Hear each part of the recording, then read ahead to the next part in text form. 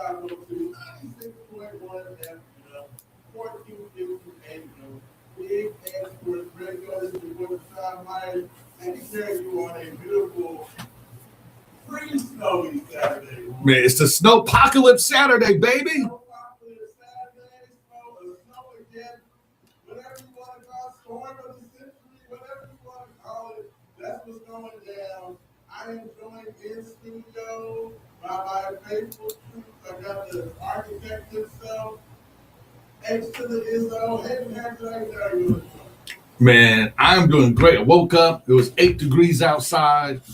That nice, cold, crisp air just does something to your nostrils when you take that first breath in the morning. Let's do it. Let's do it. And of course, we got our man is once again in studio. He was in here at like Batman in the corner. Hey, I come in the door. He's like, Greg, you standing over there in the corner. I was like, oh, okay, that's not me. That's Greg. Greg, how you doing this morning, bro? Pretty good. Try that one more time. How are you? Pretty good. There you go. Glad to hear from you.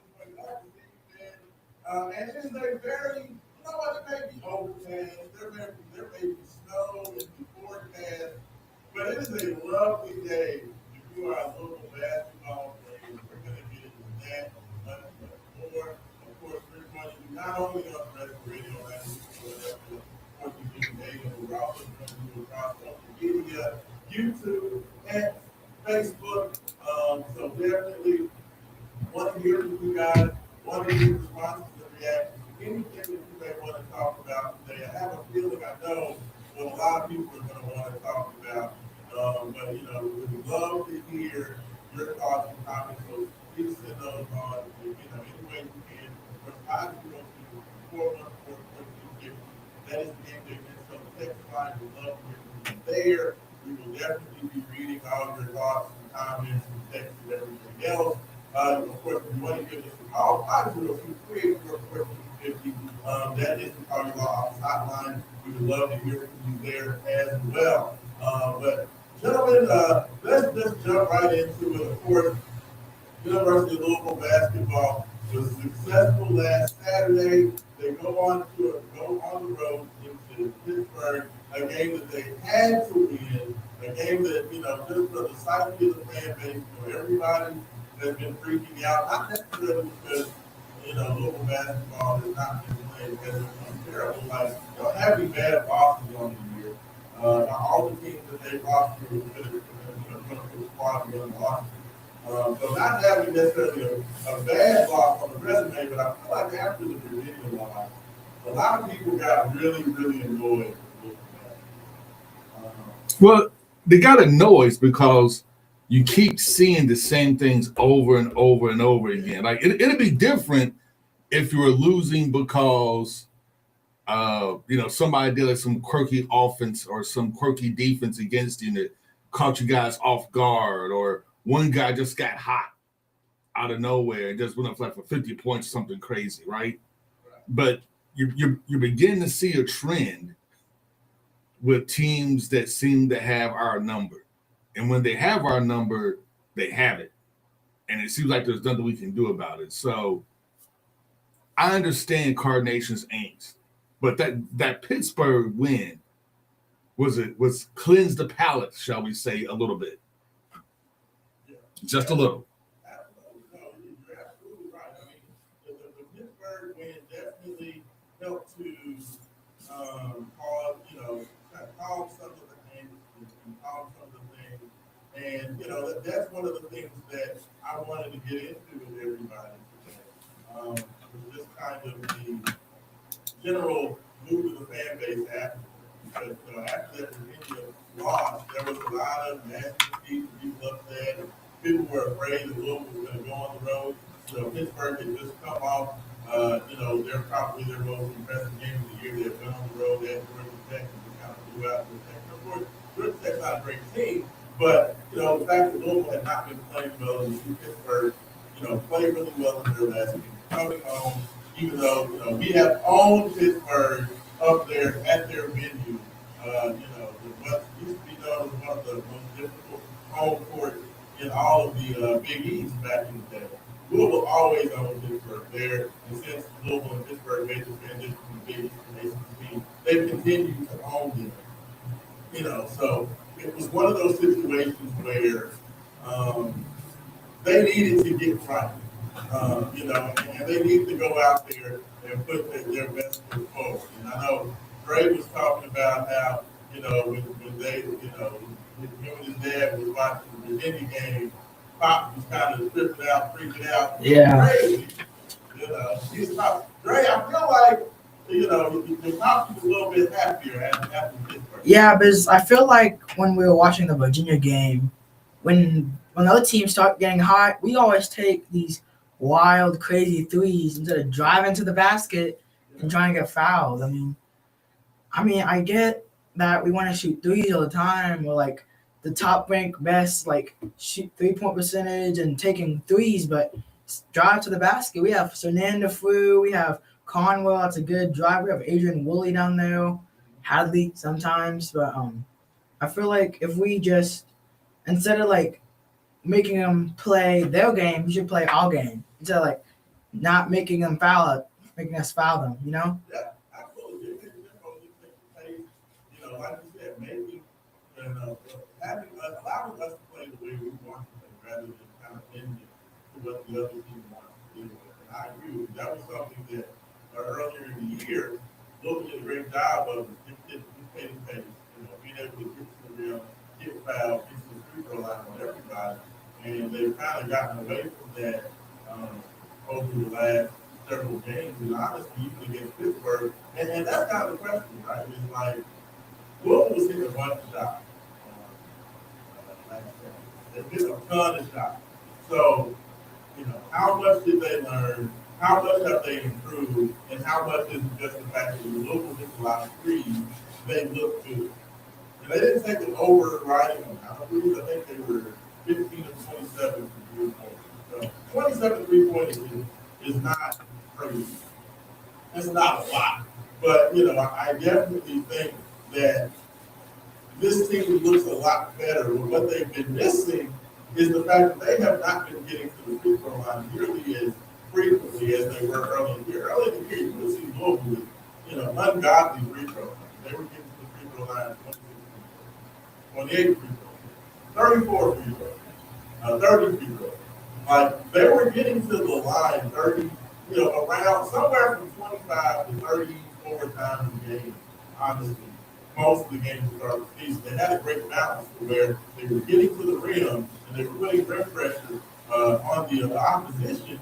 And because they were putting so much rim pressure on the opposition, it allowed to get better open 3-point shots because they had so much aggressiveness going to the rim. And they've been missing that lately. And of course, coincidentally, that drop off kind of happened around December 13th. Hey, you know what December 13th was? My birthday? Is that your birthday? Yes. You know what else happened? Well, happy belated birthday to you for that. Dr. Dre? You know what also happened on December 13th? Is that the last time Michael played? That was the last game that Michael Brown played. When Louisville played versus Memphis. Oh yeah, I was at that game. Yeah, that's what I'm saying. That was the last game that Michael Brown played. And pretty much once that happened, Louisville's effectiveness in terms of getting fouled, getting to the rim, ball distribution, assists per game, everything dropped off of the table. Don't anything dropped off. Even like some of our players' shooting percentage just fell like a rock. Yeah. Because Conway isn't really a point guard. He's a shooting guard. He's more of a catch the ball, dribble around a little bit, and shoot the ball. He doesn't. Yeah, but as we kind of saw, like you guys were talking about, like last week, how like he gets tired easily when he dribbles up the court, and like Woolley is kind of like the same. Like he doesn't have that point guard stamina. Like dribble ball down the court, call plays, force plays. I mean, we're more of a well-balanced team, and if that one piece is missing, we all kind of like fall apart. Well, we're a well-balanced team, but unfortunately, we only have one point guard on the team. Yeah. Like we have a lot of good guards. Yeah. But only one scoring guard, but only one true point guard. So losing your point guard like hurts a lot. Yeah, and I mean, it came down to Louisville having to learn to kind of remake themselves. Like we knew that Alex Khalifa was a guy who was a, kind of a non-dropper and a guy who would make plays. Obviously, Alex did so much. He's going to come in, he's going to get you his 3, 4, 5 assists per game. But, you can't just live like he's still not a guy who's going to break down the defense and, cause you to force you double. Yeah, I mean, he can't jump. I mean, Yeah. That's not what he's going to do. He's not going to take the ball from the dribble. And, he's not going to throw the ball on the block and he's going to get a double. That's just not the way he's made. I think this little team has had to learn over the last couple of weeks how to generate good offense without Michael. And I think that there was a step forward taken in that against Pittsburgh on Saturday. Well, simultaneously, the good teams have learned how to defenses better without Michael. Yeah. Which is another reason you're kind of seeing our shooting percentage drop off.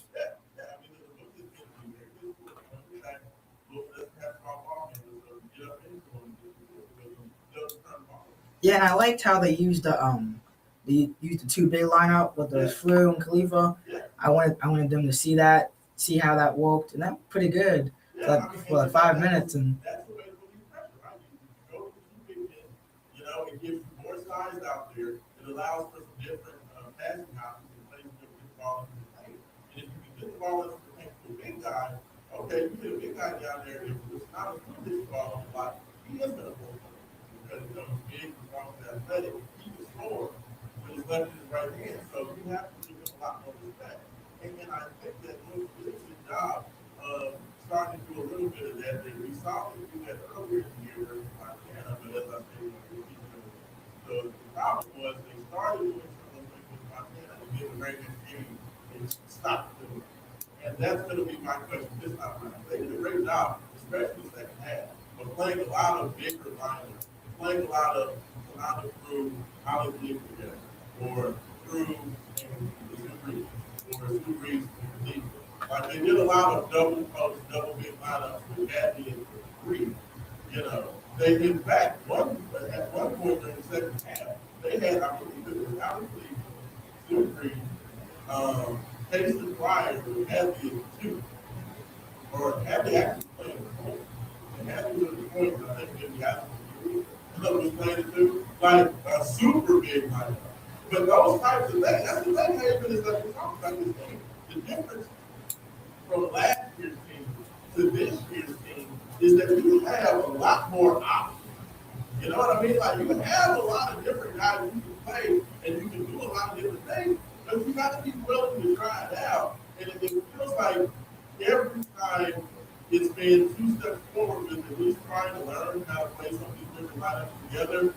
Coach Kelsey seems to slip back into what he's comfortable with, play that small ball, play that something that has been before. And that's the question: are we going to see Louisville stick with it? And of course, we get the huge news, and I'd be remiss if I did not mention it at this point that Mike Joe Brown Jr. was not on the injury report yesterday. He looks like he is going to play today. He is available to play, and more than likely will make his debut, his first time playing in 8 weeks. It would be nice to see him against Duke. Oh, absolutely. Definitely. So, it would be huge if Mike Young can play today and get kind of his feet under him. Of course, you have a huge game against Duke if that game is played. I hate to say that, but fellas, I'm worried about Louisville being able to get out of here before this snow begins. Well, the thing is, like, they've already started canceling like a ton of flights. I had a couple of friends and family members trying to fly out yesterday. Their flights got canceled already. And we're supposed to get a ton of snow. Like, we're supposed to get anywhere between 10 to 17 inches of snow. Yeah, here. But I think Raleigh's getting all ice, which is much worse. Yeah, like they're not getting snow, like they're getting an ice storm. Because like we're in that band of heavy snow, but literally just 100 miles to the south, 200 miles to the south, it's all ice. So yeah, that game is probably going to be canceled. I mean,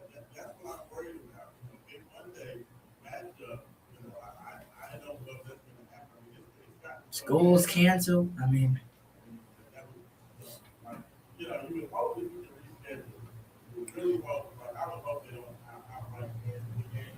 I would hope that they would try to push the game, maybe wrong. I mean, with such a marquee matchup, I'm pretty sure they'll try to reschedule the game, but it's going to be hard because it's not going to. It's probably sometime February that they'll have to push it to, and depends on the schedule. It depends on each team's schedule, but it's going to be really hard to push it out. We'll have to see. They have not made any official announcement in regard to that. To that as of yet. I think we're going to try to kind of wait and see what the rest of the But with the being a big Monday game, they can Saturday. Why would they want to make those announcements? If you remember, local getting this game rescheduled, scheduled for 3:30 today, and they announced that they were 2:15, so they made that announcement. 2 days prior, that they made that Thursday. Yeah. With that being the case, I would think that if they're going to do something with that, people are likely to hear something about that later today. And that's later tomorrow. I would think if they're going to do something with that, big Monday, they'll more than likely, we'll know what's going to happen. So, but you know what? Hey, you know what Coach Kelsey says, you have to be with can't help what's in front of you. All you can know, what's going on. All you can worry about is what's right now. Today, Louisville's going to be hosting Virginia Tech. Virginia Tech team that is not great, but they're also not bad. They beat the same Virginia team that came here and looked up and said, a couple of weeks ago. Virginia Tech knocked off UVA. That's you should get on course for the time. But they haven't really played like the schedule is really light. They really haven't played a lot of tough competition. Yeah, definitely And they lost to St. Mary's. that means you got to come out aggressive, Yeah. like Arkansas did. They are not huge inside, but they do a very good job of attacking the basket. But they're very skilled. They have a couple of European big guys. One of the guys, guys who play a lot like say kind of like the baby guys, kind of 6'7", 6'8", handle the ball, shoot it, kind of a matchup type guy. This is a team that's very skilled. This will not be an easy game today. But I feel like, especially with getting Michael Brown back, this is like the perfect opportunity for him to get his feet wet, to get to play this team that, it's going to be a bit of a challenge. This is not like bringing Georgia Tech. This is not like bringing Boston College. Georgia Tech is a good mid-level. This would be, to me, like this would be a good test to see like what Louisville has learned. And I say that because Louisville does a really good job of beating the bad teams. We do a really good job of beating good teams. And we do a fairly decent job of beating the very good teams, right? The teams that really give us troubles are the elite teams. Or like really big, or very good teams that also be really big and physical. Virginia Tech isn't really like they're big, but not in the way of a Memphis or an Arkansas type of big. So they shouldn't give us the same problems. We should be able to exploit what they do. We should come out, with the comfortable win.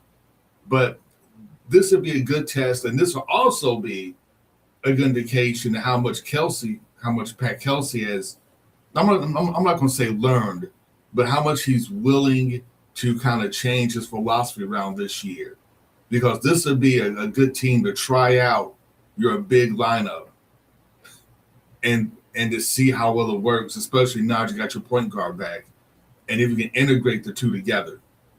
Yeah, I mean, you just gotta believe it, bro. You know what I'm saying? Like that's what you want to see. We want to see Louisville continue to stack together strong performance.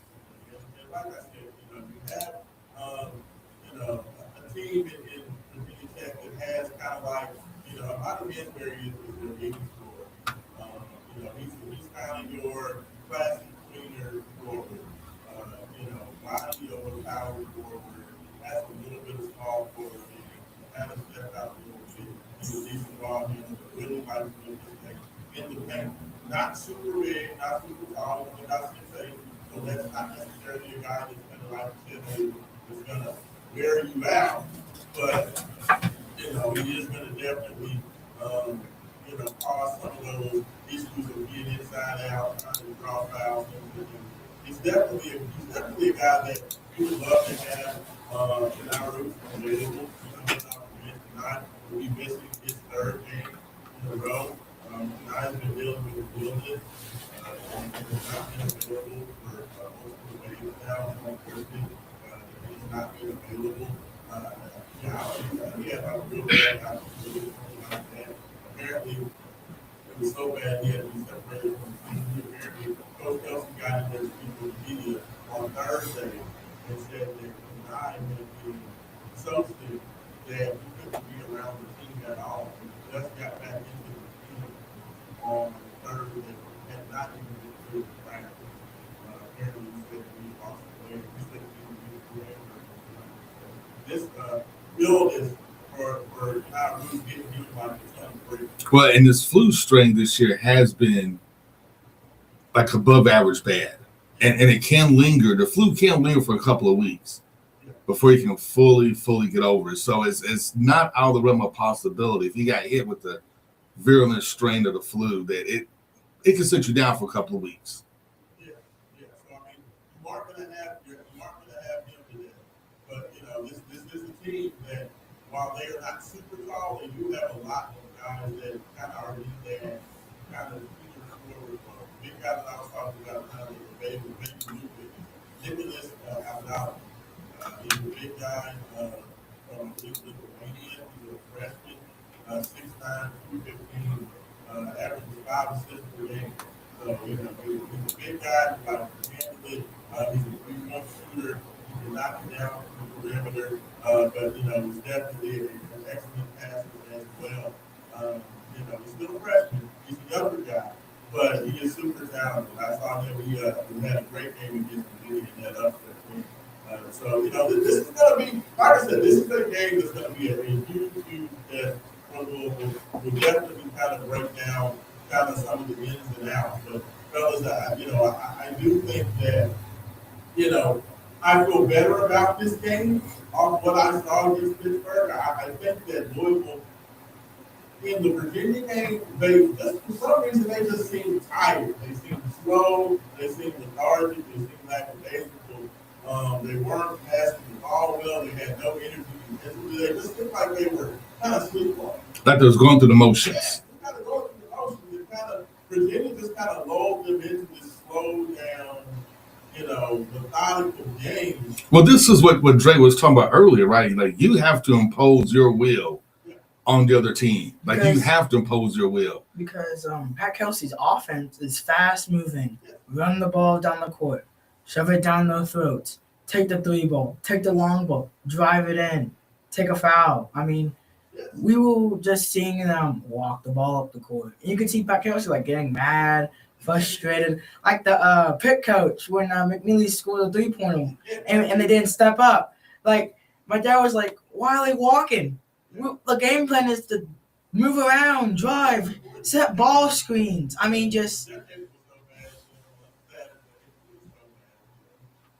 But no, you're right, Brett. Like, absolutely. I mean, it's just, for whatever reason, I don't know what happened. Like, it felt like a time machine because that particular game looked like every little, Tony Bennett versus Rick Pitino. I mean, like Virginia just imposed their will and their game plan on us. And that's not even the way Virginia played. And we had no answer. That's not even how they play. And we just sat there and just took it. We just like.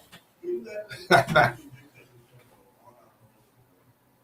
you can't do that. No. And I think that they came back with a very good response. I thought that they did a great job of, responding to that. Like you said, Ray, getting that ball moving. I would say move the rock, screen away, screen off the ball, getting that ball dumping and not letting it be stagnant. And you just saw a, commitment to getting back to that. But like you said, David, you can't just see that against the bad team. The okay, the good, and pretty good team. You got to see that against the best teams as well. And Virginia's it's not the best team, but it is definitely a team. They're a pretty good team. Yeah, I mean they're a pretty good team. They're a pretty good team. I would say they're above average. They're an above average team. So you gotta show what. You know what? It's like doing homework, right? You gotta show us the work. You got to show us the work because, yes, everybody's happy that we blew Pitt out and we ran them out the gym. We're excited about that. But in the back of every Cardinal fan's mind, it's, okay, Pitt's horrible. We beat a bad team. We always beat bad teams. What can we do against the elite teams? I got a question, though. We got an what answer. if Michael is back and he just doesn't play to the full extent because he doesn't want to hurt his back again? I mean, that's the question, too. People don't want to wonder. Is he going to be maybe in the back? Is he going to be back 100%? From what the people that I had that were conversating with me is that Michael has been, they wanted to make sure he was 100 or 100%. So there should not be any limitations on him. From what I understand, he should be going full go. He should, it was pretty much precautionary. Like, I feel like had the Pittsburgh game been said like the NCAA tournament game or had to have it was one of those situations he should have played. But they wanted to make sure that he was completely healthy. And there were no issues. He was in a back especially. I wanted to make sure there were no problems, no recurring injuries. So, to that point, Greg, from what I understand, he should go out there, boss the wall and let's get it. Yeah, it should be, but he hasn't played in a month. So, he's got to get reacclimated. Yeah. Yeah, so it's going to be one of those things where it's going to take him some time to get back into the flow of the game. It's going to take, and if we do the quote unquote big lineup again, he's going to have to learn how to play within the new big lineup. How do I distribute the ball, or I need to drive the bigs and to vacate the space and all this other thing. So it's going to be a learning curve for everybody. And this is a very, very good team to learn against because they have size. Like you said, they have size. Heck, Nicholas is 6'9". They got 6'9" guard. So, it's just like, how do you guard a 6'9" guard? Dre dropped the mic. Dre would. But you know what? That's hilarious. That's a good point. We stop right there. Let's get to our first break. When we come back, you have to go underneath like this. We have some things that I want to know from Hayden and Greg. Who are the most important people and players today? What do they want to see? What are their expectations for Michael Brown Jr.? Is he the most important factor for that? And much, much more. You want us to wake up 502. Raashaan by David Harrison, intern Drake, and we'll be back. Hoosiers! All right. Let's see how you do this.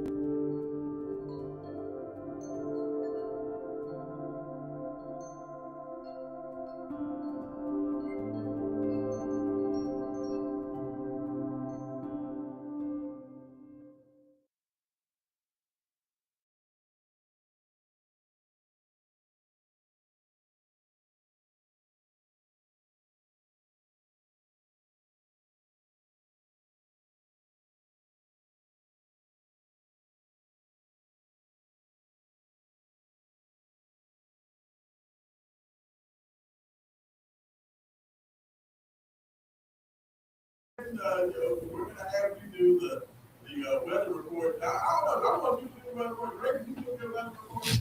Sure. Yeah, let's have Greg give us the up to the minute projection. I didn't know who needs to see something now. If you are driving to Bloomington, Indiana, you might want to stay there for at least a couple of weeks. So, Greg, let's get to the Einstein traffic report. I didn't know what On the helicopter, Sam. Okay, right now is 12 degrees.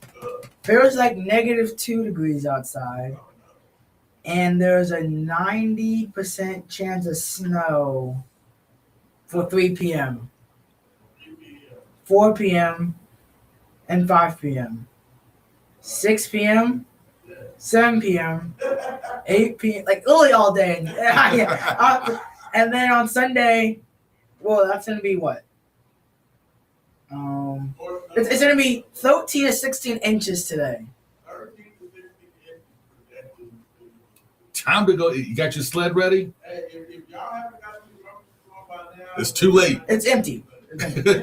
And then on Sunday, snow accumulation will be 16 to 20 inches.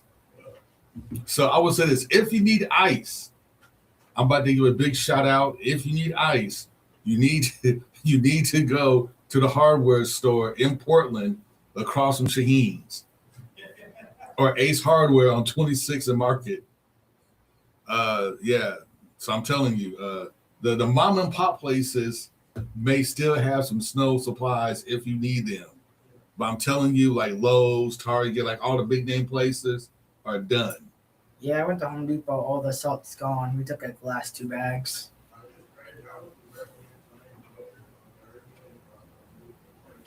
And I thought I was doing good. I picked out early. I left work early, so I had to go get time, trying to get a few things taken care of. And I go in that preparation thing, so the good thing that it was like The zombie apocalypse is hit. it was so packed in there. Every seller was open. Every line was packed. 8, 10, 12 baskets per line. Yeah, I was gonna get some apples, but then I look in the bag. The bag's open, like 2 apples left. Like who opened the bag and took 4 apples and just left the bag with 2 apples left? I don't think that's it. Why does everybody, every time there's some kind of emergency, why does everybody go to the toilet paper? Like, the toilet paper is the water. I couldn't the water. Okay, what I get? See now, Why do they go to the toilet paper? that's the thing I don't get is like why bread and milk, the two things is gonna, that's gonna Make you lactose intolerant. I mean, yeah, one make lactose intolerant, make it go to the bathroom, but 2, it's like things that spoil the fastest, milk. I mean, it's gonna be holed up for a while when you get something's gonna last, right? it's Canned goods. beans, like Yeah. Canned goods, get all those back there. I don't get it. It's kind of crazy. It's very odd, but I am, astonished by how crazy everything is. Like, I understand that, like, the snow's coming, but like, let's be real. Like, this snow's probably gonna last. It's gonna be on the ground until like maybe next week. So we're talking about spending 3, 4, 5 days. Like, why are you grabbing like 7 months worth? Well, and the thing is like Louisville is way more prepared now than we were in '98. Because in '98, when it snowed, was like 12 inches, something like that. 98, it shut the city down for a week, like a good week. I don't think that's going to happen. We have more snow plows. We already started salting the streets. We already started brining the streets. Everything's kind of getting, already. everyone's closed. We already prepped everything, so we should be okay.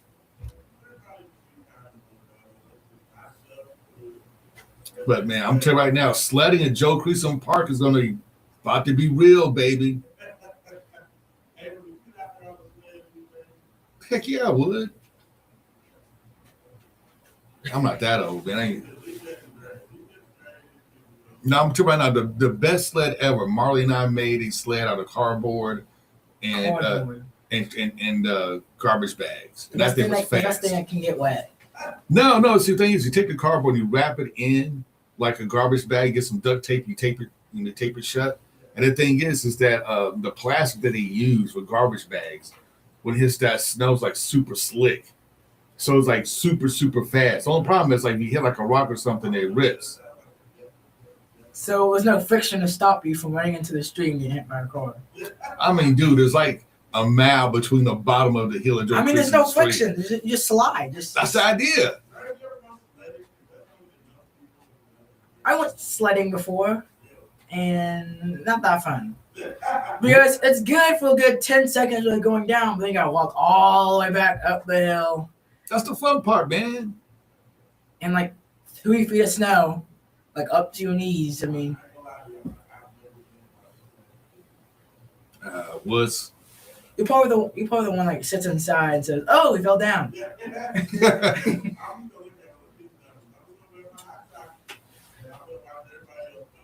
Oh man, I love the sled. Give me a good inner tube, even.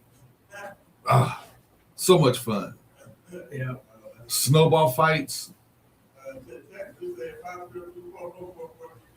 The only waffles they had left in the grocery store were blueberries, so you know it's going to be bad. Oh my And gosh. I got my 24 pack of Egos. I got mine before they ran out.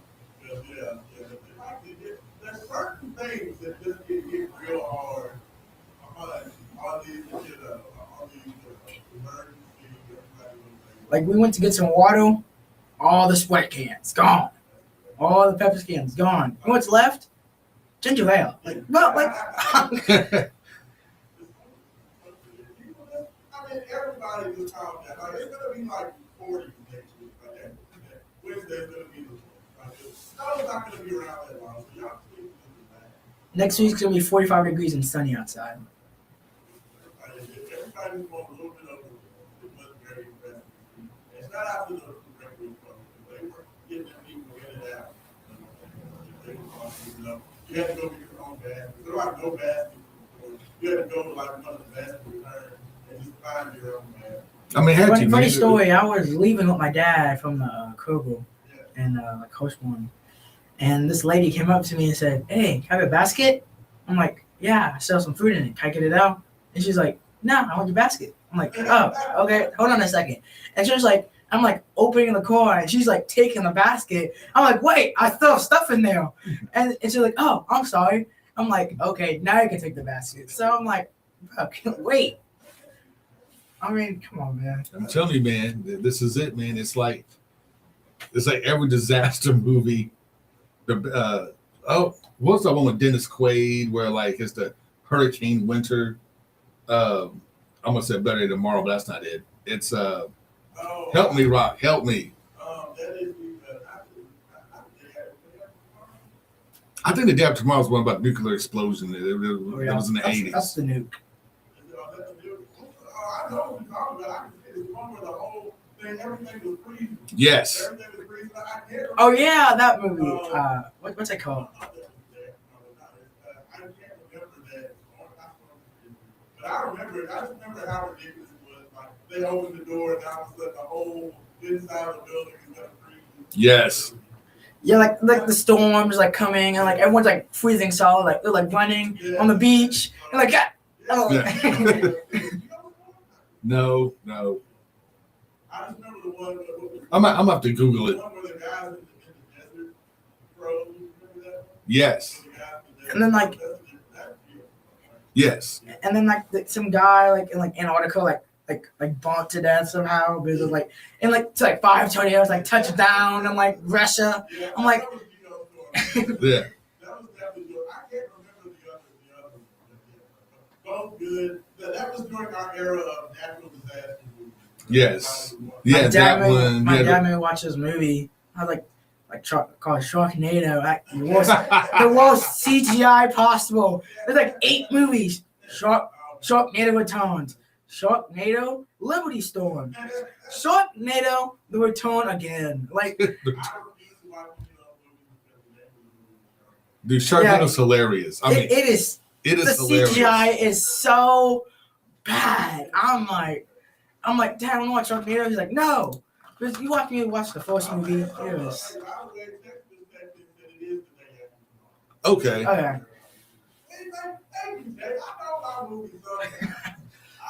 before it was. I just remember that scene where they're walking and it's like the top of a ball. The top of Yeah, then they fall through. and his friend falls into the top of the ball. It was like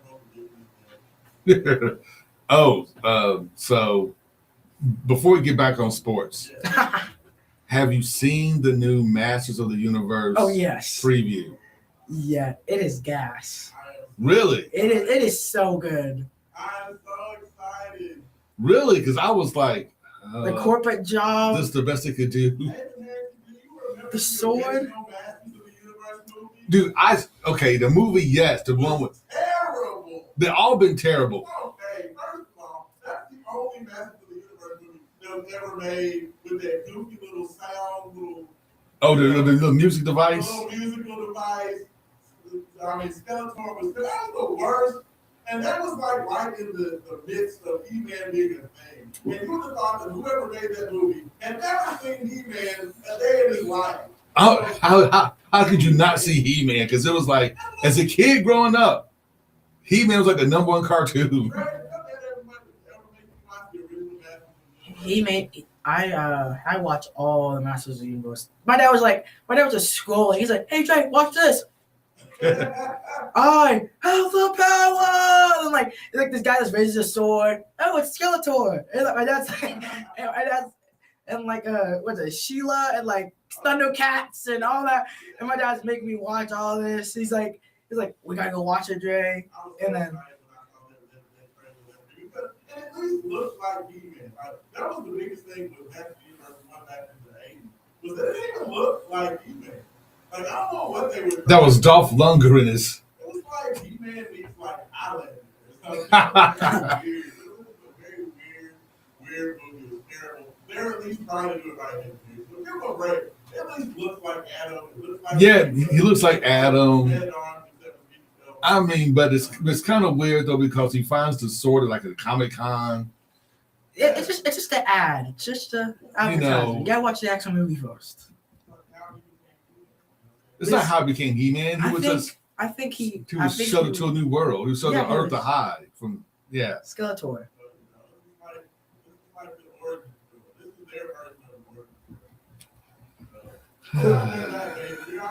Corporate job.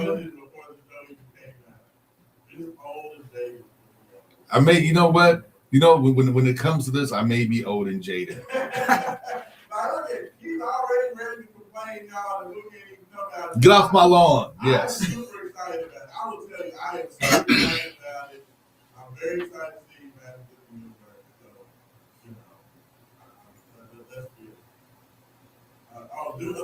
Next says the Doomsday movie is going to be better.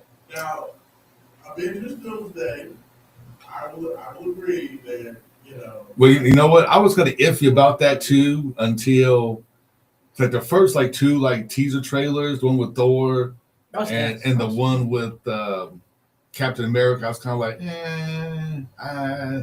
I'm not seeing where they're going, bro. Maybe. It's going to be, but the one they showed at the mansion with X-Men, and you got to see Cyclops go full bore with the with his laser beam eyes, and you got to see the Sentinels walking in the background. I was like, okay, this I can get behind. It looks good. 2026 has to be the best CEO for movies of all time. You got Spider-Man. Doom 3. You have Dune 3. I've never watched Dune 2 yet, but Dune 3 must be pretty good. It's gonna be really good. I love Dune. I love Dune 2. And I think Dune 3 is gonna be really good. That's the first gonna be excellent. Spider-Man Brand New Day looks like that's gonna be pretty good. I'm a big movie person. Well, I think they also may come out the part 2 of the Spider-Man animated series. I think it's also coming out December. I believe X-Men 97 season 2 will be coming out soon, which is a humongous hit. There's a lot of good movies and shows upcoming. I know you all tuned in for our movie and television show review. Yes. That's exactly it. And for all my anime nerds, for all of y'all who know, Jujutsu Kaisen season 3, episodes 1 and 2 are now out in English dub version. So go to your whether it's Crunchyroll, whether it's Diktune, y'all know where to find the anime at. Jujutsu Kaisen is The bomb. I watched them all. My son got me hooked on. I watched the first episode of One Piece. Oh, nice. Did you? Like, Look at you. Like the very first episode? Yes. Okay, so you're just. And I just lost interest in it because it was like, Oh, great. oh my gosh, bro. Slow burn. It's You gotta watch it's like so many seasons, so many episodes. Oh, it is. I just can't sit down and watch some kid just find a piece of coin. I mean, I'm on episode 1074.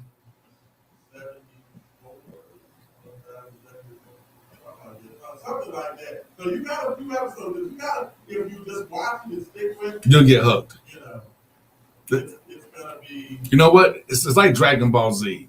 I never seen that in my life. Dragon Ball Z is awesome, but you have to prepare yourself to have fight scenes that last like 12 episodes for one fight. Fight scenes that, oh my god. But it's worth it because the build up. Build up. Yes, the build up to the fight, the training sequence, it's just awesome.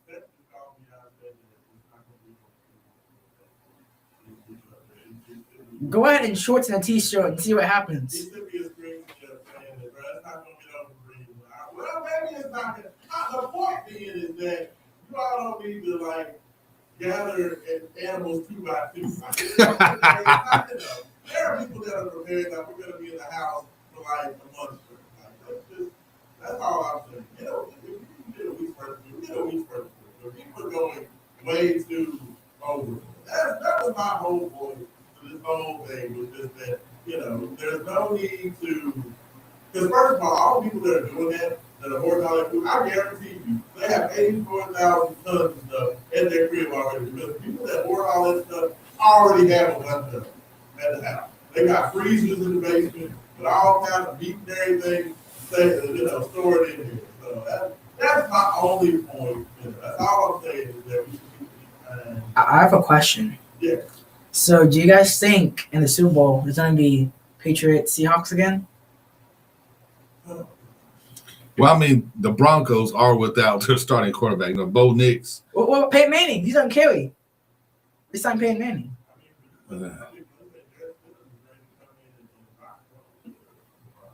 Peyton Manning already got signed. He got signed. Remember when Bo Nix got out, they signed him like 2 days later. Peyton Manning. No, he's gonna do good. He's gonna carry. But they're gonna lose. Maybe Eli Manning, his younger Eli brother. sucks. Eli's terrible. Drew Brees has to be the go.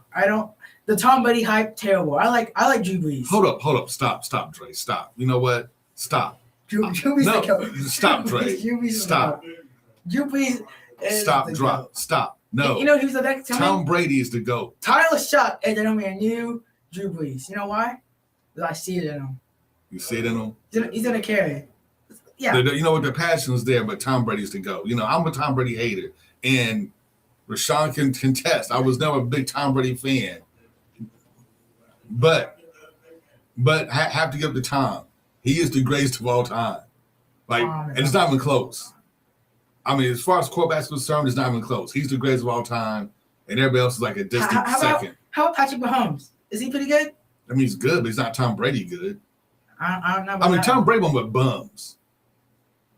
I'm with bums. Same thing with the Chiefs. I mean, he turned the franchise around. Well, first of all, the Chiefs were already halfway decent before he got there. Number one. No, it was not. No, They were there. They were the bottom feeders. They're like okay. the Tennessee Titans. They were but then okay. Patrick Mahomes came around and turned the franchise around. And then the franchise got cheap. They stopped getting them top shelf wide receivers. And he still won the Super Bowl. But this is what you get. When you lose all your offensive talent, this is what you get. All you have is an old Kelsey and nobody else to throw to. And this is what happens. He did. You should talk about beat the Falcons with? We're backups. Yeah.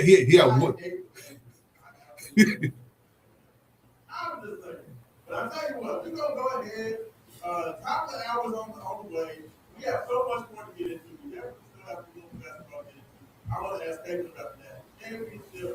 We want to see what has Indiana changed the sport. Have they changed what it means to be a champion in college football? That has much more. You listen to your 502, and we'll be back.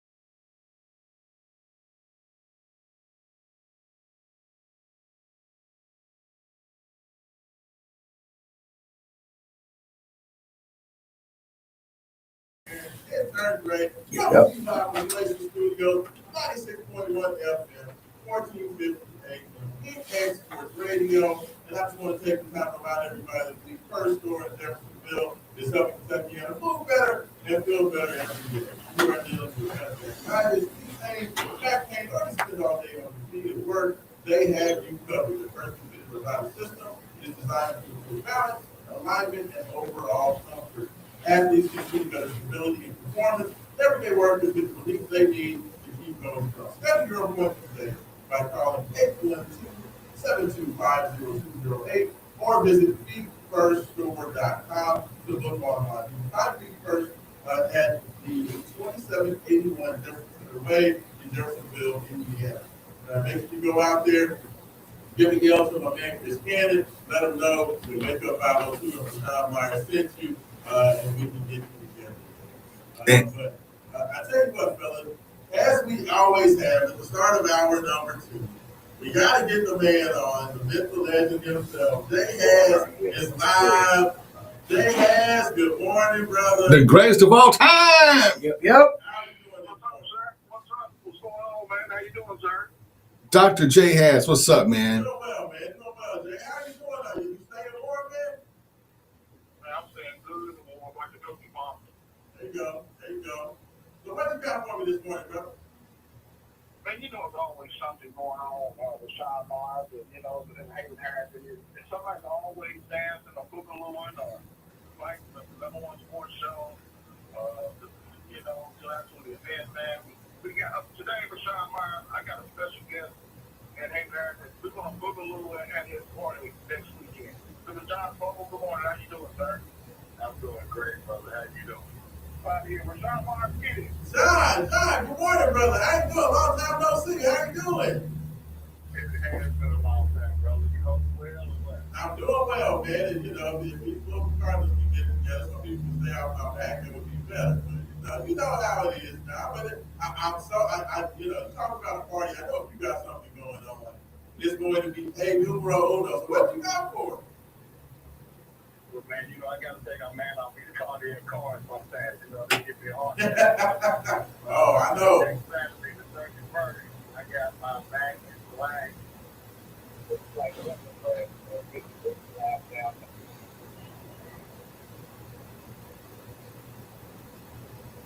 Oh, did the Rebels get done? No, it's like we lost them. I don't know what happened. Can you hear me? Yeah, there you go. There you go, there you go. Yeah, we got you now. Say again. I don't know. I thought the Rebels got you for a second. Yeah, I don't know what's going on. Okay, I'm back. Yeah, I was saying that I'm having my event back in Black Prayer in the Biscuit Lounge come Saturday, January 31st from 8 to midnight. Okay, cool. And I know, like I said, anytime you do a party or an event, man, it's always Huge. humongous. It's top of the line. Next level. So like, you know, folks that want to get out there and check out what you do. Yes, sir. They can go to eventbrite.com and search for Back in Black, Little Black Prayer, and it'll take you right to the web page and all the details. I got the seven line of entertainment. I got DJ Don Q on South Patrol. I got Billy J and friends. I'm going to play live. I also got a young lady named Lisa May who's going to play live. I got a young lady that's Ebony Belly down from Cincinnati coming down. Oh, wow. Her thing. And then I got two world-class models, Miss Paula Anderson and Miss Danielle Buzzing, who was Miss Earth USA, who's also Miss Earth Kentucky. They're going to be my hosts on the red carpet as they interview some of the celebrities and performers that's going to take part in the event that evening. You know what I'm saying? I'm telling you, every time this man does something, you It's always next level, man. Yeah, it's always an event. So make sure you guys go out there, all Black Apparel on Eventbrite. Check out John, patronize him, all the great things he does. I know that, you know, we always have fun at those events. But fellas, while I have y'all on here, I know both of y'all, you know, big into Louisville basketball, big into what's been going on. Louisville's been going through some rough times, fellas, but we did get the news today that Michael Brown Jr. looks like he's back and he's gonna play. Like, do you think that this kid is gonna make the difference? Do you still need to see more? How y'all feeling about it, though? let me tap in real quick. I definitely feel like Brown is going to help because of something that we have missed these last. How many games you been out? 8 games? 8 games since December 13th.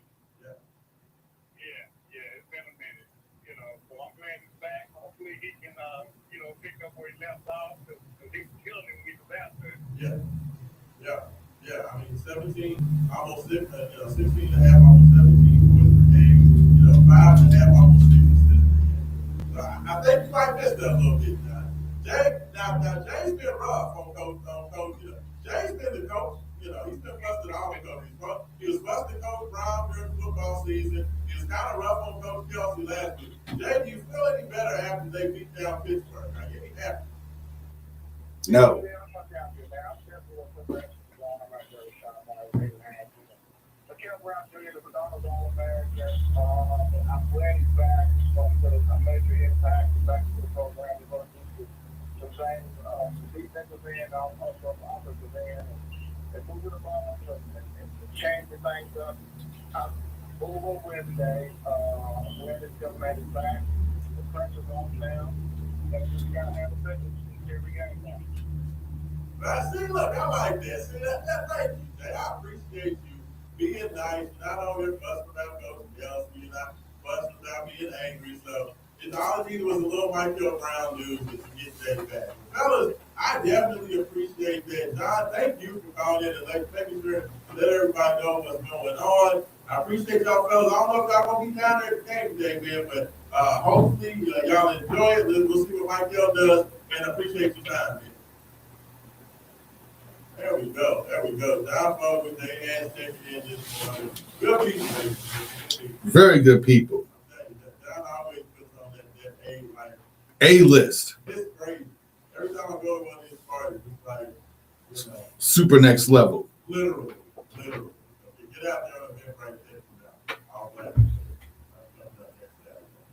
But I tell you what, man, we have so much to get into, fellas. We have a lot going on. We're going to get back into the breakdown of what you all want to see today. But before we do, we got to, of course, give Paul to the call. Indiana, who got it done, amazing, like, just an absolutely amazing championship.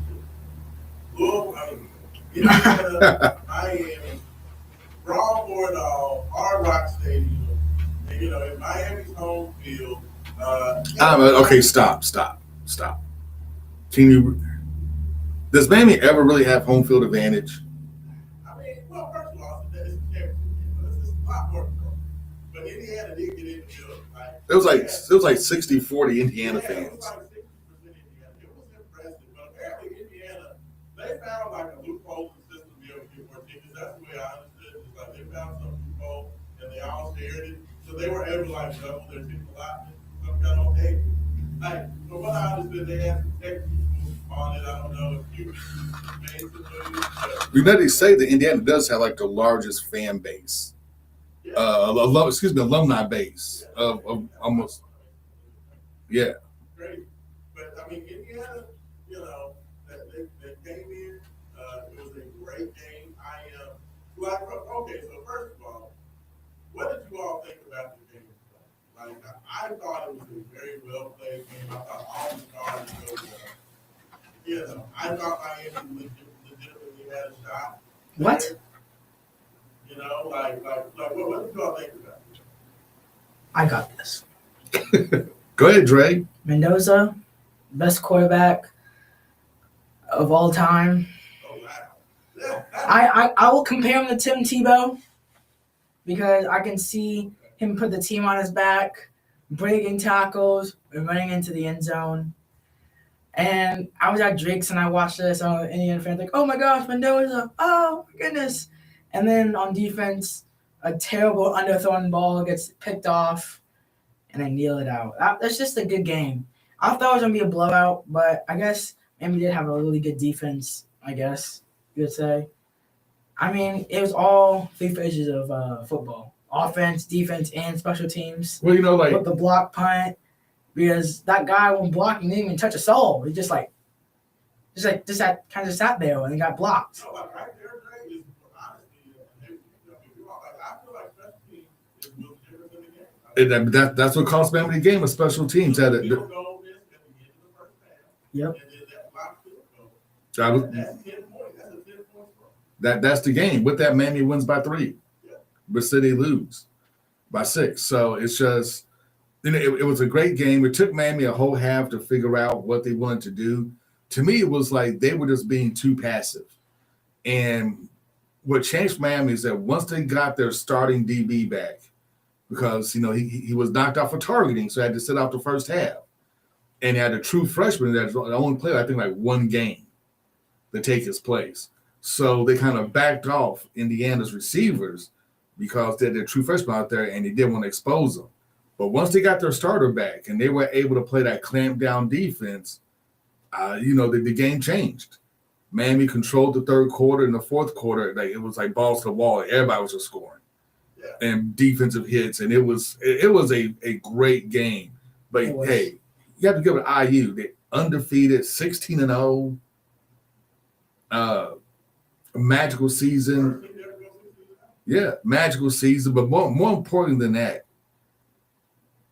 this game, above all else, may have changed college football forever. Well, because think about it, because IU was literally the losingest program in Division I history. Or saying that the national championship's going to change every year. It's not going to change every year, but now it's giving other teams hope to where beforehand, teams like Kentucky, IU, and Kansas State, and pick a whole bunch of other teams that like kind of at the bottom of their conferences, they never had a shot of playing for the national title because they could never get enough talent to beat the big guys, right? Yeah. You just couldn't do it. And if you could get talent, you can get starting talent to compete, but there's no way you can get depth. So if guys got hurt or they got tired, you can sub them in and you wouldn't lose a drop off. But what IU has shown, you got a hell of a coach, some decent money behind you. Yeah, you could do this. The one thing that I would caution you, and this is my opinion on it, is that I agree with you that it can happen, but it's still unlikely. The thing is this: Indiana, you can say that Indiana, you talk about Indiana's NIL, you talk about all that stuff, but Indiana really didn't win this championship because they had a great amount of NIL. If you look at how many of those guys were like no-star dudes or 3-star dudes that just became monsters. So many of those guys that were impact players were like, quote unquote Miami rejects, the people that. But a lot of guys came from JMU. That's what I'm saying. They came from James Madison, who also made the playoffs. On a lot of players that ended up becoming impact high-level guys. That's the one thing I caution about that is that there's a lot of teams that are spending a lot of money on people that are considered to be the best players out there. And those Indiana guys who weren't nearly rated as high just outplayed them. So, like, to take that for granted that anybody can go in there and play with those guys. Well, the thing is, like, so one of the things to look at, you have the playoffs, you have coaching. And this makes me think about, like, if we had a 12-team playoff in 2004, when Louisville arguably had probably the best team in Louisville history, how far could that 2004 team have gone? All the way. I think that team was one of the best. I mean, to me, that Boise State team and that Louisville team that year were two of the best teams in the country. Yes, and think about it, if they had a 12-team playoff back then, how far could Boise State have gone? Or Boise State the year after, when they beat Oklahoma in the Fiesta Bowl. Like, how far could that Boise State team have gone in the 12-team playoff? Yeah. So, like, having a playoff and then having the NIL era with the transfer portal, man, has kind of evened things out. And you no longer see, it's like you're going to start seeing teams that you never would have seen before step up. Because let's be honest, Ole Miss and Texas A&M, yes, they're the SEC, but they're not like the big name brands of the SEC, right? It's Ole Miss. Ole Miss has been good forever. Texas A&M has just been all right. They've always had money, but they've always just been just all right. Yeah. Did like Oregon, like they had like all like top 100 prospects. Yeah, they like Oregon had like 4 stars, the 5 stars. 5 stars everywhere. But then you saw that when you have not only a coaching advantage, but a motivational advantage, Yeah. that Indiana won because of that. Yeah. Guys, super close, but a team that knew their system. You had an awesome coach. This like catching light in a bottle. Like I said, this is like Bobby 1.0. Or when Charlie Strong was here, the last 2 seasons he was here, and he had a little monster team. You get these, catch that light in a bottle, and you can just ride it all the entire season. And the biggest reason that I just say I caution is because everybody's saying like I feel like these Kentucky people talk about, oh, Will Stein could be the next to be the next Kirk Cignetti. I'm like, well, first of all, there's a big difference between Will Stein and Kirk Cignetti. Kirk Cignetti was a successful football coach, head coach, at multiple different levels. Before he got the job, he had already proved it. You heard what he said, look me up, I win, that's what I do. Will Stein has never been a head coach of any football game ever again. So, let's just calm down. That's the whole thing. Even with the Louisville people talking about, okay, everybody should be able to do it. I think it's going to put a lot more pressure on these coaches. But I would just caution to say, it still took a perfect storm of things that happened for Indiana. Oh, yeah. Like I said, you got to catch that light in the bottle. And that's exactly what IU did. And he did they caught light in the bottle for 2 straight years. So, but I mean, most of those guys came up from the JMU had yeah. They didn't lose, Kirk getting chose right at quarterback. So it makes a big difference, and we'll see, and we'll see what happens. And this is, to me, if anything, this is going to put a little bit more pressure on Braum, because Braum has had talented teams here, and was just never able to kind of. Yes. They have, and I have no idea what this quarterback that we have now is going to look like. Hosting? Yeah.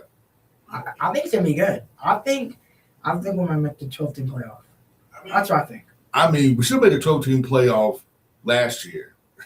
I mean, we had Miller Moss. Last year was Shuck. Oh yeah, Shuck. Yeah, I mean, should have made the 12-team playoff. I've seen his ball throwing against Stanford. Yeah. We just got to find out if he can start. Yeah. Because A, you got to find out if he can make a starting quarterback, and then B, once teams start to game plan against what he does well, can he make the adjustments to be able to continue to make it? But we have no idea. We don't. But my biggest thing with Coach was, I feel like Jeff Brown would know more about Devontae Adams than would have more. Deuce Adams. We would have more. Deuce Adams, but to me, would have seemed to have more handle on the system and been in the system for a couple of years than anything P-Post could do, and Brown let them walk, to Wisconsin. So, I mean, I think there's going to be a lot of eyes on, does Deuce win that quarterback position at Wisconsin? And if he does, people are going to be evaluating and comparing those two offenses. Oh, yeah, and there's going to be things like, how's our defense look, how the recruits are plugging in, how is our high school recruiting, because high school recruiting still matters. How's all that kind of meshed together, and that's what, that's what's going to be interesting to see how all that matters. And with this next year's Louisville team, it's to me, it's a giant question mark. Except for running game, that's one thing we know is going to be on point. Running game is going to be ridiculous. Yes, the running game is going to be ridiculous. That's going to be on point. So even if clean host is bad, we can still just hand the ball off, and we can just run 80% of the time and probably still win 8 games. I mean, what was the right thing? They brought in the offensive line. They're a lot better, or at least they should be a lot better on the offensive line this year. And I think that makes a world of difference moving forward. I think that, to me, the biggest thing is going to be figuring out if the quarterback can play. And I don't even know if you have a backup. Because probably who's the guy that's probably another quarterback.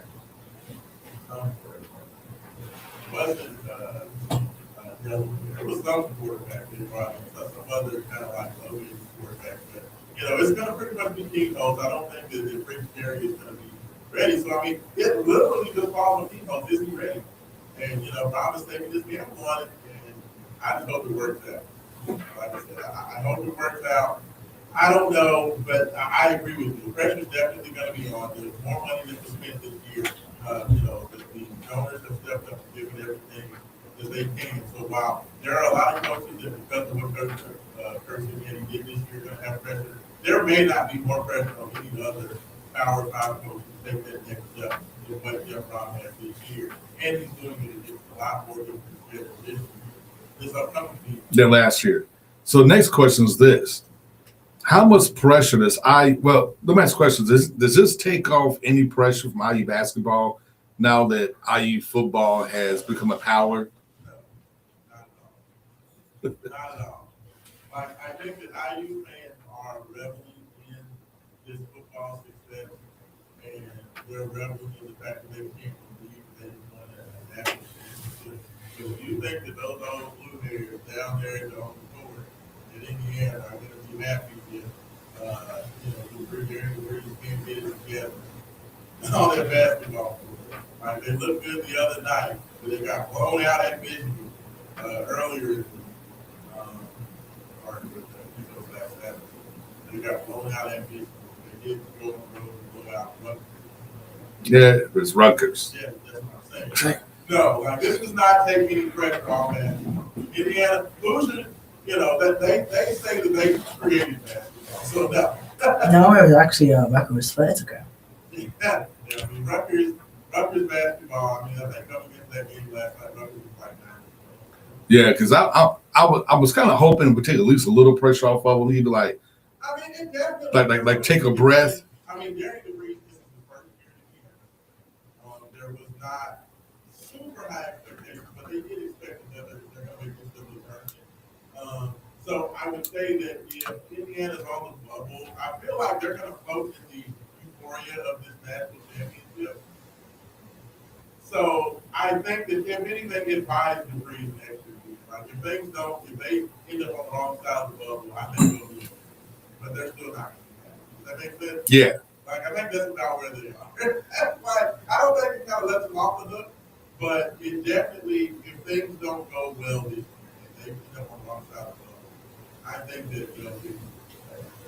But, in Indiana, a lot like Louisville, they got to start, like, they beat off the teams this year, and they beat even the pretty good teams. You just can't beat elite teams. They can't beat the elite teams. They lost on the road at UK. They lost to Louisville on the field. Report, they got blown out by Michigan. Every time they've had an opportunity to be like a ranked team, they had the lead against Nebraska for 75% of the game, and then ended up losing to Nebraska at home. Kind of the same deal with we played Duke. It's like you had an opportunity and you let it slip. So, what you gonna do? You got to do something. Indiana's got a lot like Louisville. They have plenty of opportunities to squad one win, so they still have plenty of opportunity. Their resume's not terrible because they haven't had any bad losses yet, but they just don't have any good wins. Yeah, and that's something that the Louisville's are looking for themselves. And Louisville's resume is a little bit better than Indiana, but no, because we're still missing that marquee win out. Virginia Tech is not going to be that marquee win. It'll be another good win, most likely against a tournament team. We have Michael Brown back, so. Well, Michael Brown back. We're going to win, guys. Don't worry, you don't win.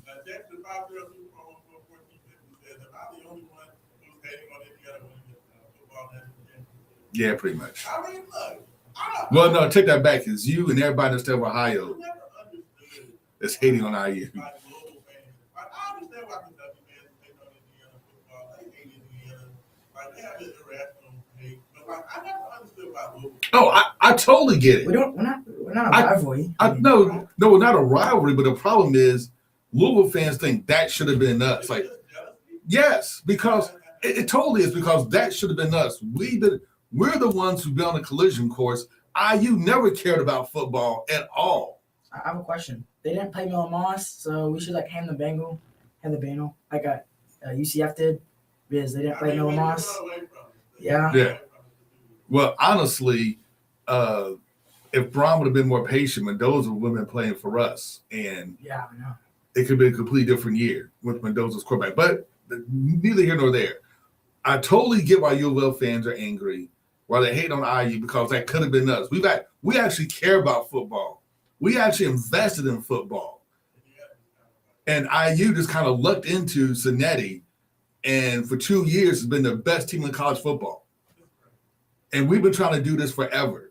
Like we've always been on this collision course for this quote unquote national championship, and we went from conference to conference, upgraded conferences to get better in football. Yes, some of it's basketball. Let's be honest, almost all football driven. Yes, yes, it's like the Beverly Hillbillies. Hey, Mark Cuban went to our school. Let's set him up. It's just crazy, and it literally in 2 years, because before Cincinnati got there, they were okay.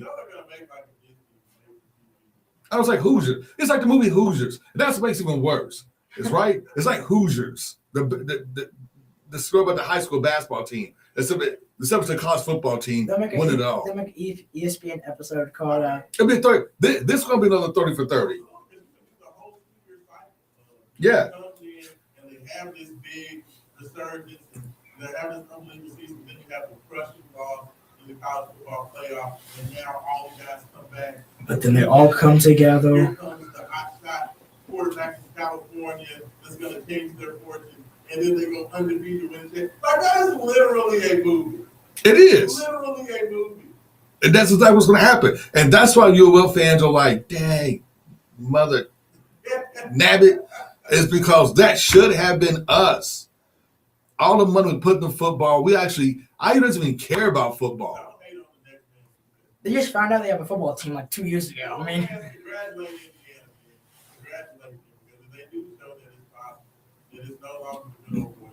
They did it. And the thing is, and this is why the college football playoff is so important. Because without the playoffs, almost none of this would have happened. Literally none of this would have happened. If this was still BCS ball, IU wouldn't have been ranked as high as they were, because they got ranked as high as they were because of what they did last year, right? And without that success from last year, without the playoffs, I mean, it's just amazing. It is literally just amazing. Hey, you know what little friends do best? Blame the ref. Blame the ref. Yeah, just blame the refs. Yeah. Hey, I tell you what, man, let's go ahead and let's get this last break. When we come back, we got 2 more housekeeping items, plus we got to break down this Louisville Virginia Tech game. I want to know what fellas want to see out there. An NFL champion Sunday. I know you do. See. See. You know, let's go about to the sideline, David Harris. It's Eric Preston, and we'll be back.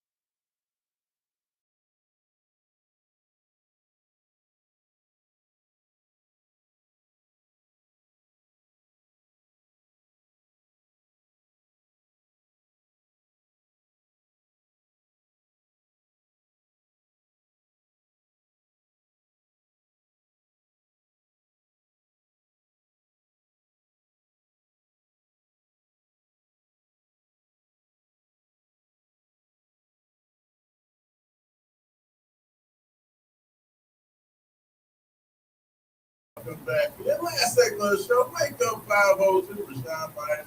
Haven Harrison, intern Dre, taking care of you this morning. We are talking all things in the world of sports. We're going to touch on a little bit of everything we've done.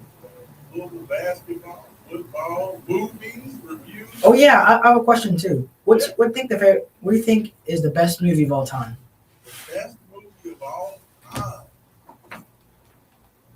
Haven Harrison, you got one on that?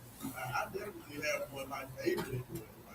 I mean, I know my favorite movie of all time, but maybe probably one of the most impactful movies. A lot of people consider to be. I know, like a lot of people consider like The Godfather to be like one of the greatest movies of all time. Godfather. And I'm going to admit something here to you guys. I've never seen The Godfather. Neither have I. I was going to say the same thing. I've never seen The Godfather. I was going to say maybe like Citizen Kane. Not, or Orson Welles. Not Interstellar or not Interstellar. Interstellar. I love Interstellar. I love The Martian. Now my favorite movie of all time is Malcolm X. That's in the top 10. Yeah, I figured. That's a great movie. Dre, what's your favorite? What do you think? Greatest movie of all time? Man, I'm gonna go recent. Oh, actually, I'm gonna do two. I like Volcano. Really? And then I like The Thunderbolts. That's a really fun movie. Yeah, I like that. Okay. So for me, my favorite movie is Breakfast Club. Love Breakfast Club and always loved Breakfast Club. That is a classic. It is a timeless classic. It is good for any generation. It's like evergreen. Everything. Dre, have you ever seen Breakfast Club? No. Great movie. Great movie. You get the top, you let up on those fires. Dad, I want to watch Breakfast Club. I want to learn about life as a high schooler. In the 80s. Literally every movie in the 80s is about that. Yes. High School Senior. Yes. Fast Times at Ridgemont High. Some kid doesn't. But the thing about the Breakfast Club is those cliques and those groups, those different types of people coming together. Like, that's the same anywhere, any era. It's always those same groups. So, like, while it's an 80s movie, it doesn't find it. I love it. Great movie. That's my favorite. As far as the great movie of all time, I'm going with E.T. Oh. That thing is a little ball of dough. Boo. So, you know what? Raisin. You know what? I think low-key might be like my favorite, like, what I would consider, even though I know it's not, but like I just want to Ready Player One. That's actually a good movie. That's Really? actually a really good movie. I started, but I can never like finish it. Why? That's a great movie. Like Jumanji, just not Jumanji. Just. I don't like Jumanji. Hey, so fellas, I gotta ask y'all about this. Been in the news always. It's not global specific, but it's definitely college basketball. Unless you've been under a rock, you've heard that Charles Bediako, the former Alabama big man, who left 2 years ago, he played 2 years in Alabama, okay, put his name in the NBA draft, was not drafted, has played in the G League, being picked up by a couple of NBA teams a couple of times, but either because of injury or because of just not being good enough, he didn't see the score. But he did sign 3 NBA contracts, a couple of NBA contracts as well as so basically, Charles Bediako tried to come back to college because You can't do that. In the NBA. Well, He hadn't played in the game, even though he signed a couple of NBA contracts. He decided he wanted to try to come back to school. NCAA told him that he was not eligible. Yeah. You were in college. Once you forfeit your eligibility once you pick the draft. If you already played college basketball. I think what you signed that contract, all 3 of those contracts you signed, that is by definition. LeBron James just can't just come back and say, I'm gonna play for So the thing is that Bediako found a judge who just happens to be Haven Harrison, a Alabama booster. a 6 A 6-digit Alabama booster. that gives him a restraining order, that prohibits the NCAA from taking action allowing Charles to play today against Tennessee, in the Tennessee-Alabama game, until their hearing next Tuesday. LeBron, if you're hearing us, you can come play with us a little bit. Like literally. So what do you like? Is this fair ball, foul ball? Should Bediako be allowed to play? He says that he's only played 2 years. He's never stepped on the NBA court. He feels like he should still have eligibility. If he touches that court during an NBA game, during a college basketball game, even if it's during warm-ups, that's going to change the entire NCAA rulebook. Because that's not fair. You can't just let someone leave, not get drafted, sign a contract, 3, by the way, not even 1, 3, get paid on a 10-day contract, 2-way deals, and then come back saying, I didn't play any basketball, so I can please come back. You can't do that. I agree with Dre. You just can't. 100%, Dre. I'm with Dre on this one. This is horrible. This sets a horrible precedent. And the judge is wrong too. But he's probably getting money out of that too. He should recruit. I mean, he should recuse himself, because the first judge recused himself because he's an Alabama fan. So he should recuse himself as well, because he's a booster.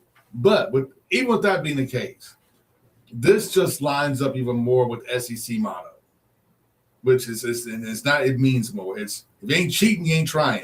Yes. And the funny thing about the way that they wrote up this restraining order is that the judge not only said that he felt Charles Bediako should be able to play, but they said that if Charles is found to be ineligible, that the NCAA cannot penalize Alabama or do anything to them if they play. And I'm like, that feels like you're overstepping. How are you going to tell the NCAA how they should view it? Can they appeal that? Technically, they can. Will they? Probably not. But the problem is, it's like you and Sean said earlier, the precedence that sets is horrible. Because now this means that everybody who's in the G League that has signed NBA contracts that's technically never played, but even though they got paid, it's now going to try to come back because it can make more money in college. I say cut that off the site now and don't let them play. Just appeal. Man, things just get worse and worse and worse for high school seniors. It I mean, unless you're like a 5-star. They are. Just disband the conference. Disband it. Like the Pac-12. Disband.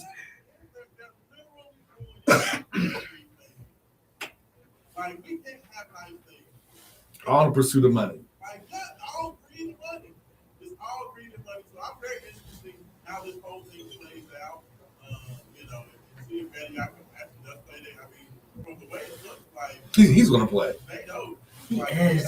Play. He's like, this young man's coming back and getting his degree. Young man, he has a kid. That's like 30 years old. He has a wife and kids at home. Like, come on, man. It's ridiculous. I hate it. I'm very annoyed by it, but I cannot wait to see this. I want to see if it goes. It's almost like, to me, it's almost as annoying as like the 30-year-old guy who still has like 1 year college eligibility left, who's been in college. Like, I know this is Tyler Shuck, who I'm talking about, who was married and in school for like 8 years. There are some reasons why a guy sometimes is a little bit older. But like when you were in college, you were a college basketball player, and you knew that you were forfeiting your right to be a college player when you left after you left. So for you to try to say, oh, well, now I'm going to come back. No. You made money from the book up to paid to a check. San Antonio Spurs paid to a check. Once you get a check, you're a pro. You're a pro. Pro. I agree. So look, we got 10 minutes left. We would be remiss if we didn't talk at least 5 minutes of championship NFL football. Yeah. I mean, it's the NFL. It's the king of sports. Yeah. It's the king of sports. The king. Dre, am I wrong? Nope, you're not wrong. Thank you. Dre. Championship Sunday. Look, I'm gonna let y'all say, look, I'm gonna turn my microphone off. Y'all can say whatever y'all want, and then I'll mute y'all. What? All your thoughts out. We ain't talking about it. Why? The funky Patriots and the ugly Denver Broncos versus the annoying Los Angeles Rams and the sleepy Seattle Seahawks. That's because you're like Sam Darnold. Home of the 12s. What do y'all think about them four terrible teams playing for? Go ahead, y'all. I ain't gonna say that. Go ahead, y'all. I mean, I was hoping the Bears were going to make it. Bears? Yeah, I was hoping the Bears. I was hoping Caleb was going to get it done, but He unfortunately, doesn't. they did not. So, you know what? First things first. Let's break down Patriots, Broncos. What you got? Patriots win. Bo Nix is out. I don't think the backup's going to have what it takes, to be honest. The defense of the Patriots, Christian Gonzalez is a dog. Them Bucks are going to lose. Patriots go Super Bowl. So you got the Patriots, huh? Yeah. Me too. I think 31-10. 31-10. Yeah, I can see that because the losing Bo Nix was huge. The man was on fire. He was playing phenomenally It didn't well. seem like he broke his ankle at all, though. No, he broke his ankle on the last run where he went out of bounds and got hit out of bounds. That's where he broke his ankle. But he walked off though. It didn't seem like. I thought you were muted. I thought you was on mute. I am with myself, but I just want to say that there is but out that he may have gotten hurt Kneeling the ball. Well, no, I know. Actually, that is the scuttlebutt is that he got hurt doing the time the kneel the game out. No, now I'm going back on it. Okay, he was actually hurt before then, but kneeling it. But he came back out and kneeled it because he wanted to. But he walked off fine though. No, he was still kind of limping, is walking off fine. But limping with a broken ankle. Well, the thing is, like, you have to understand, like, once you got your adrenaline, you're geeked up. Yeah. With a broken ankle. Yes. So let's say, I'm playing football, right? Yeah, what you do. And I get tackled. And I break my femur in two. And I say, okay, a little hurts a little bit, walk it off, and keep playing. Yes. And I'm like, you know how cold it is out there? You're numb. First of all, you're numb because it's cold. I'm numb. Okay. You're numb because it's cold too. But talking all about adrenaline, yeah, you're gonna keep moving. Plus, it was a fracture. It wasn't like a break. It was just like a fracture. A fracture. A fracture is like a little hairline fracture. There's nothing, it's going to. Of course, he can't play, but it's like Justin Hobo. Put some Advil, some icy hot, and get him back out there. Actually, that's what they do. They do shoot you up with a bunch of painkiller drugs. Yeah, like get what's his name? The horse racer. That got suspended. Oh yes. I know you're talking about the Raashaan. Take yourself off mute and give us that famous trainer. Okay, just forget him. Where's Bob Ross? Where's It's not Bob Ross. That's the white guy, the afro that paints. What? What you mean? He really did mute us. He really did mute us. We're muted. Yeah.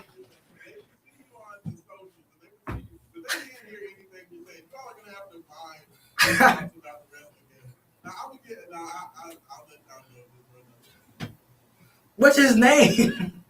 Bob Baffert. Bob Baffert. She went Bob Baffert stuff.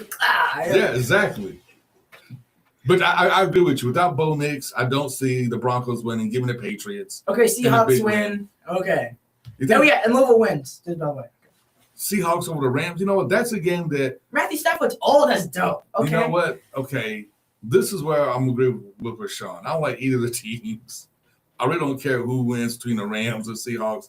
I don't like Sam Darnold. You don't? No, I don't. I love Sam Darnold. He's so good. He turned his career around.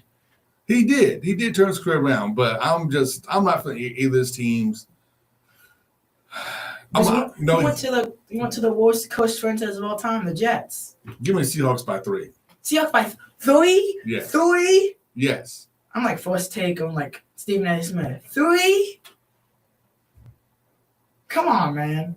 Please don't ever compare yourself to Stephen. 41-3 was the final score in the last game. You have a much better hairline. I don't know. Like, I don't understand your thought process. 3 points. You think the Seattle Seahawks are going to win by 3? Yes. Blowout City. Oh, Really? Blowout City. Well, the Indiana Hoosiers shut it down in the national championship game. It didn't happen. He Yes, it did. And it should have happened too. The script writers made that happen. The script writers and the national championship made that happen. You know that, right? The script writers made that happen. You're the right. He got so excited.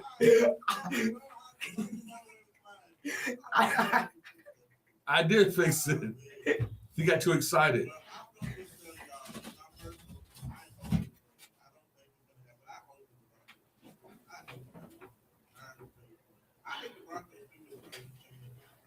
Let's see here. Oh, speaking of the Raiders. The Oakland Raiders?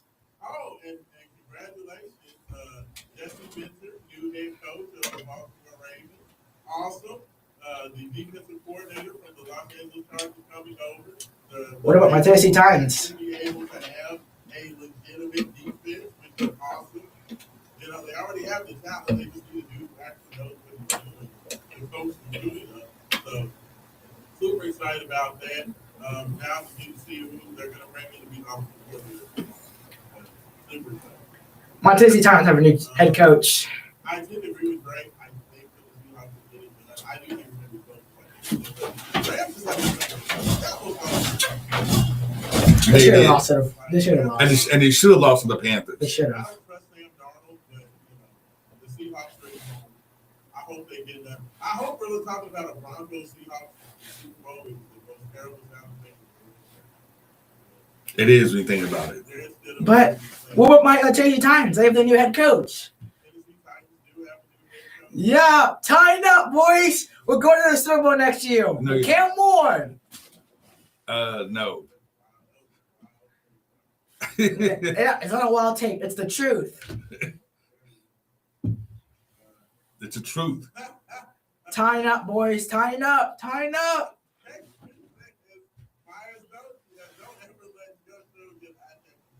This last segment blows. They don't like y'all's football, but that's because it's the most terrible game. That's the most terrible AFC and NFC championship game ever. But not as bad as the Chiefs and Ravens game. I mean, that's crazy. I mean, look at Patrick Mahomes versus Martin. Injury. Like, these are four worst quarterbacks. Worst quarterbacks? Sam Darnold has Sam Darnold. Drake May's the best quarterback in the league. He's in the MVP race. 2 MVP candidates right now. 2 MVP candidates. Yeah. So our texter did say, he checked in and said, just talking about our conversation with the he said, should overseas pros be ineligible to play college basketball like the Alabama? Plus, Gray has found his radio. Yeah, look, we're giving some topics. First of all, overseas pros, there's specific guidelines out there. There's nothing wrong with overseas guys coming over as long as they didn't make NBA money and they're under a certain. Like, that's the rule. But anybody who signed an NBA contract is not eligible. So, like, there's a big difference. Like, that's the whole thing. Like, people aren't looking at the rules. The rules are if you make money by an NBA team, you are not eligible. Period. I don't know how the judge. Come on, man. Play college basketball previously, and you Wait, put did- your name in the draft, you are ineligible. Did he Period. play all 4 years? No, he played 2 years. We played 2 years. Did he get an actual certificate of graduation? No.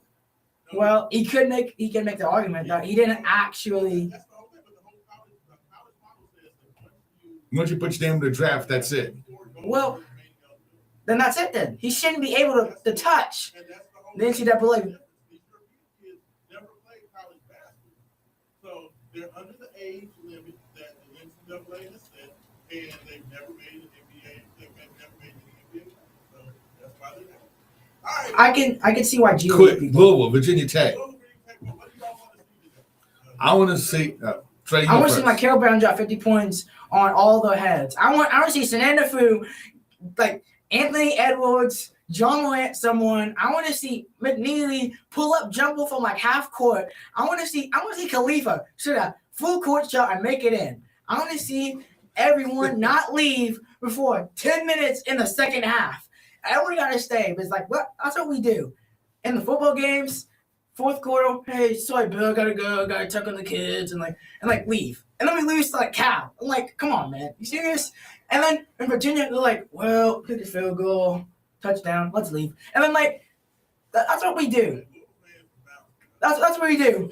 As soon as that first, when we win, we leave. When they see I that get some first, chicken. I'm sorry, I gotta go. When these guys see that first snowflake fall, we're all leaving. But anyway. Oh, and by the way, Texas does this. If anyone out there doesn't like the mid-range shot, I suggest you watch Martin Berry women basketball. Thanks, guys. I totally agree with you. Shout out to Jeff Ball. The women's team, they're about to step off their social media. They are following Martin Berry. I think Louisville gets it done. I think they cover the spread. It was like 13.5 points. Louisville's going to cover the spread. I think they're going to look a little bit better. I think it may be a little rough starting the game as you try to work Michael in and he kind of finds his sea legs again. I want to see Louisville kind of work this big lineup a little bit more to kind of get it going. I think this will be a good test for them, especially with Sonato Fruit and Ollie Cleef out there at the same time. Hey, drop them threes. Final score 88-42. Oh, 72. 88-72. Hey, let's see Michael get back out there. Let's see him continue to see the ball. I want to see some big lineup in the second half. Should be a good game, but Cardinals should get it done. Thanks, everybody, for checking in. Thank you, Greg. Thank you, Abe. Go Cards. Go Cards, go Kroger. And we're out here on the Snow buckle in!